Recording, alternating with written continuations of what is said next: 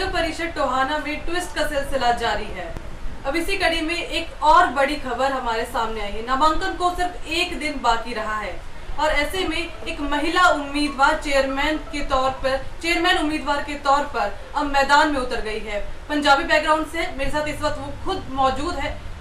मैं स्वागत करती हूँ सपना धमीजा का। नमस्कार। आप इकलौती महिला उम्मीदवार नगर परिषद टोहाना के चेयरमैन पद के लिए मैदान में उतर रही है, तो क्या कहेगी आप? देखिए, अगर मैं आज इस पद के लिए उतरी हूँ तो उसके पीछे शायद कोई ख़ास वजह है और मैं अपने शहर वासियों को बताना चाहती हूँ कि मैं अपने शहर की डेवलपमेंट को लेकर आज से नहीं बल्कि बहुत सालों से कंसर्न हूँ। मेरे लिए बहुत बड़ा चिंता का विषय है। एक्चुअली मैं इसी शहर की बेटी हूँ, इसी शहर में ही पली बड़ी हूँ और मैं इसी शहर की बहू भी हूँ।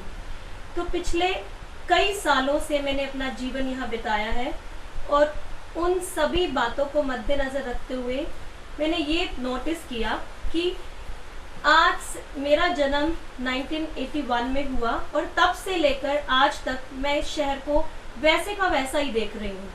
यहाँ पर इतने सारे लोग राजनीति से आए, उन्होंने बड़े बड़े वादे भी किए, लेकिन मैंने अपने इस करियर में और अपनी लाइफ में वो डेवलपमेंट नहीं देखी और मेरे लिए यही चिंता का विषय है क्योंकि आज बहुत सारे लोग बहुत सारी प्रॉब्लम से गुजर रहे हैं।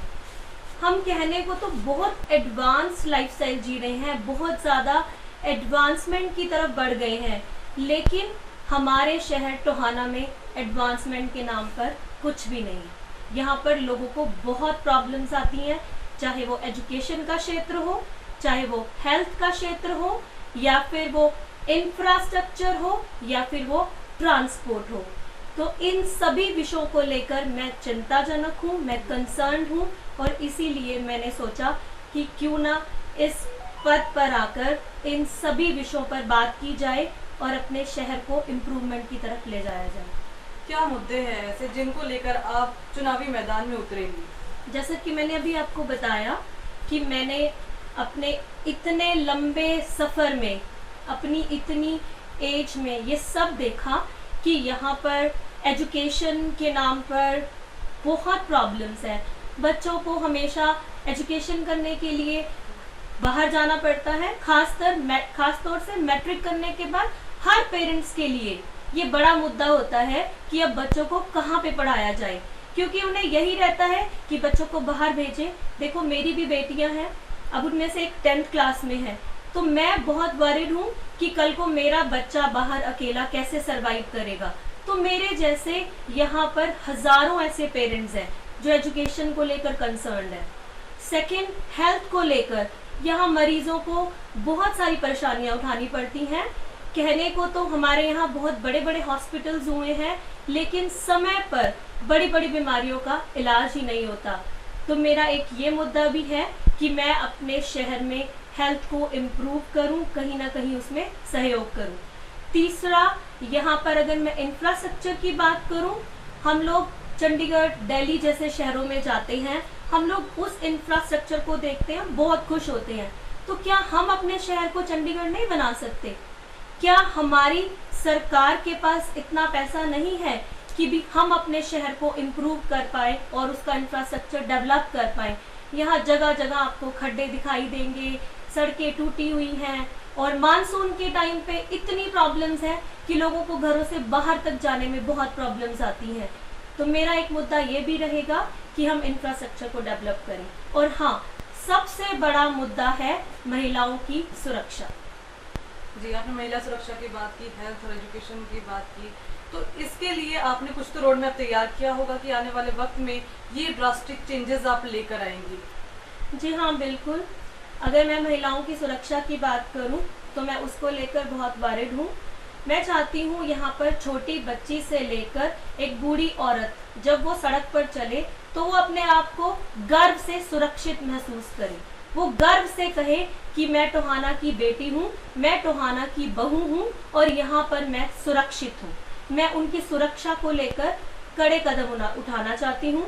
मैं बच्चों की एजुकेशन को लेकर, उनकी प्राइमरी, सेकेंडरी और यहाँ तक टर्शरी यानी कि उनकी कॉलेज एजुकेशन को लेकर भी अच्छे कदम उठाना चाहती हूँ। और यहाँ पर हेल्थ सर्विसेज को लेकर भी मैं लोगों को सपोर्ट करना चाहती हूँ।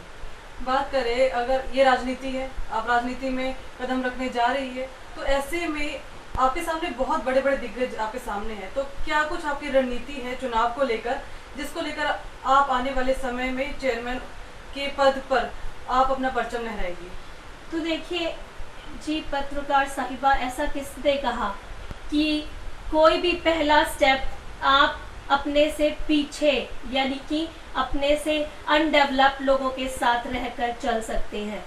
अगर हमेशा हमारे सामने चलने वाले लोग, हमारे साथ और हमारे साथ चलने वाले लोग बड़े बड़े दिग्गज हैं, तो शायद हम कुछ बेहतर कर सकते हैं। और ये मैंने अपनी एजुकेशन फील्ड में एज ए टीचर प्रूव किया है, क्योंकि मैं एक टीचर हूँ, मैं 16 सालों से इस फील्ड के अंदर हूँ और मेरे सामने पहले भी बहुत सारे दिग्गज लोग मेरी फील्ड के अंदर आए हैं और आज मैंने अपनी फील्ड में अपना नाम कमाया है।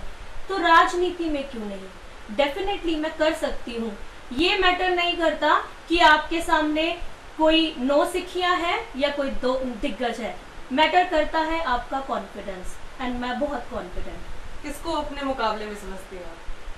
मेरा मुकाबला किसी के साथ नहीं है, यहाँ पर मैं आपको रोकूंगी। एक्चुअली मुकाबला किसी से भी नहीं किया जा सकता, क्योंकि हर कोई अपने आप में दमदार होता है, हर कोई शेर होता है, हर कोई, हम कभी किसी को अपने से कम नहीं समझ सकते, हर कोई आगे बढ़ने वाला है। और मैं अपना मुकाबला किसी से नहीं करना चाहती हूँ, बस मैं अपने क्षेत्र में अपने लक्ष्य को आगे रखकर बढ़ना चाहती हूँ। किस पार्टी से चुनाव लड़ रही है? ये एक आज़ाद पार्टी है, ये एक आज़ाद चुनाव है, मैं किसी पार्टी से चुनाव नहीं लड़ रही हूँ। चलिए, ये तो और भी अच्छी बात है। बात करें, आपने सोचा होगा कि भी इन एजेंडास की तो आपने बात कर ली कि आप इन एजेंडास पे काम करें, क्योंकि दावे बहुत होते हैं, लेकिन उसको अमली जामा पहनाने की वाली बात तो ये तो समय ही बताएगा। आप कितना, आप हमारी जनता देख रही है एवन हरियाणा की, वो आपसे जानना चाहेगी कि आप अपने वादों पर कितनी खरी उतरेगी, कितना आप पे विश्वास किया जाए? देखो, ये तो वक्त ही बताता है। अगर किसी इंसान को किसी भी फील्ड के अंदर, किसी भी क्षेत्र के अंदर जब तक मौका ही नहीं मिलेगा, तो वो अपने आप को कैसे प्रूव कर पाएगा? जब आप किसी इंसान को, यानी कि मैं अपनी जनता से अपील करती हूँ कि अगर वो मुझे मौका देते हैं, अगर आप मुझे मौका देते हैं, तो मैं डेफिनेटली, मैं वादा नहीं कर रही हूँ, मैं डेफिनेटली बोलना चाहती हूँ कि जब मौका मिलता है तो डेफिनेटली लोग कुछ ना कुछ करते हैं, और मैं भी उनमें से एक हूँ। Opportunity opens many doors for people, यानी कि जो हमारे उम्मीदें हैं, जो हमारे रास्ते हैं, वो हमारे लिए बहुत सारे दरवाजे खोल देती हैं, लेकिन हमें सही रास्ता चुनने की ज़रूरत होती है। अगर मुझे भी एक डायरेक्शन मिलती है, मुझे लोगों का साथ मिलता है, मुझे टोहाना वासियों का साथ मिलता है, तो मैं भी कुछ कर सकती हूँ। ये तो इसमें आने के बाद ही पता चलेगा, झूठे प्रोमिसेस से कुछ नहीं कहा जा सकता। चलिए, बात करें आपके नामांकन की। कल आखिरी तारीख है, कब नामांकन भरेगी, क्या कुछ तैयारी है उसकी? जी हाँ, एज आप लोगों को पता ही है कि बड़े लास्ट मोमेंट पे ये डिसीजन लिया गया है। मैंने अपने परिवार से इस सब के बारे में डिस्कस किया और आज ही हमने ये डिसीजन लिया है। ये एक बहुत बड़ा डिसीजन है और हमने बहुत तैयारी की है इसकी आज सारा दिन, एंड कल हम लोग होपफुली सुबह 10 और 11 के बीच में नामांकन भरने जा रहे हैं। जी, शुक्रिया बात करने के लिए। तो ये थी हमारे साथ सपना धमीजा, जिन्होंने मजबूती से अपनी बात रखी। अब देखने वाली बात होगी कि जनता की उम्मीदों पे ये कितनी खरी उतर आएगी। कैमरामैन धर्मपाल सक्सेना के साथ मैं शिवानी हंस, एवन हरियाणा। लेटेस्ट वीडियोस के लिए अभी सब्सक्राइब करें एवन हरियाणा को और प्रेस करें बेल आइकन, ताकि सभी अपडेट्स आपको मिले सबसे पहले।